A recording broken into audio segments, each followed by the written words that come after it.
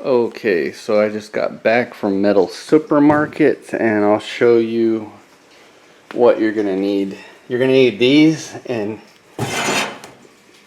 these are surprisingly super light. Like, I was expecting these to be heavy. They don't weigh nothing, and that is what you're gonna need right there. The dimensions, everything. Here is my receipt. I only paid 17 bucks for this.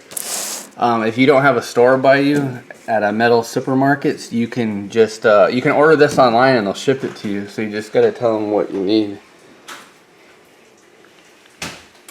All right, and these are your gas tank spacers. Like, they're gonna go right here like this. They're gonna get welded, and then it's gonna allow me to mount the gas tank and put pressure where the pressure points are on the stock frame. Normally on the CRV, part of the frame comes into here like this. So we're gonna substitute, and we're just gonna use spacers. Like, I thought these were gonna be super heavy because I kind of got the specs online, and this is probably about the right 0.83. It's perfect.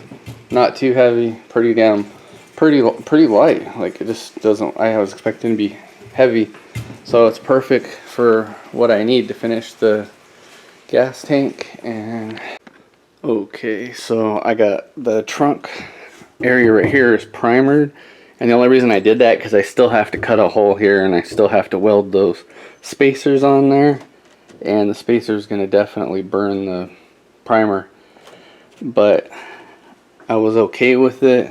I still got to finish primer in it.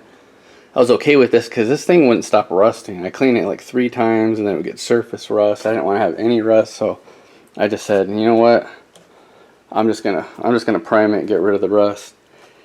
Yeah, this is still gonna get seam sealed. I'm seam sealing all the welds, so the whole thing's gonna get primered, a second coat, and then it's gonna get the seam sealer on it, and then the truck bed coating, and then it should be good. But that's my progress so far.